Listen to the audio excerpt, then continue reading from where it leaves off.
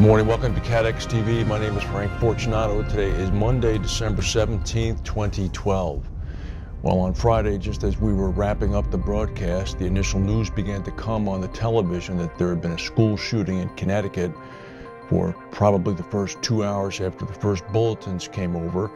The only news that was shown was that there had been several wounded. By about 1:30 in the afternoon, the toll was known. 27 were dead, 20 children, ages 6 or 7 each. The incident has become a national tragedy in the United States. It's rocked the country to its core. We know where Sandy Hook School is when you drive from Princeton to Hartford and go up Interstate 84. After Waterbury, you'll begin to see the signs for Sandy Hook. There's a place in New Jersey, the New Jersey Shore, called Sandy Hook, so the name stuck with us when we would see it. President Obama was in Newtown, Connecticut last night. He gave a heartfelt speech.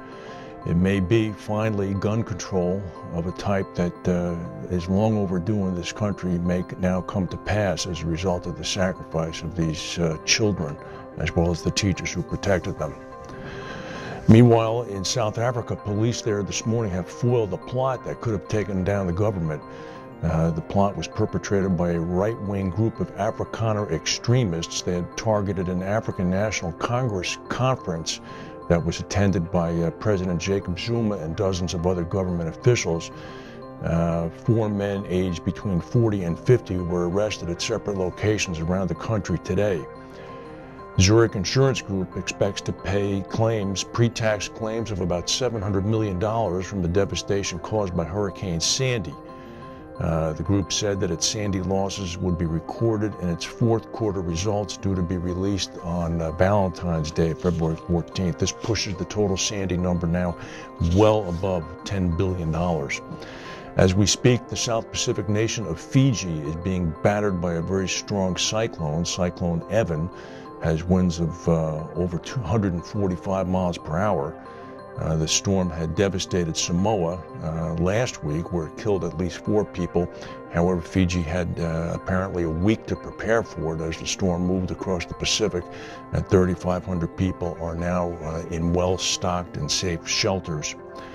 In Syria, the vice president of the country, Farouq-al-Sharaa, said this morning that neither the government nor the rebels can win the country's 21-month-old conflict. Mr. Sharaa has rarely been seen since the fighting began. He's not considered part of President Assad's inner circle. However, he is the most prominent figure now to voice the opinion that the government cannot win. A huge explosion yesterday rocked the international airport near Sanya in Yemen. There's a military base attached to it. It's now been found out that the explosion was the result of a sudden firing of 2 rockets from a military warplane while the plane was landing. According to a source, the 2 rockets were fired mistakenly due to a technical problem, and they exploded at the airbase. I guess the button for the shooting of the missiles is close to the button that deploys the landing gear. And in Nairobi, ongoing problems continue as that urban area is being besieged by an influx of Somali refugees. A series of blasts have shaken the predominantly Somali neighborhood of Eastlea in Nairobi. This was 3 hand grenades tossed out of a window of a car at 3 different locations in that neighborhood. Only wounding has occurred. There have been no deaths.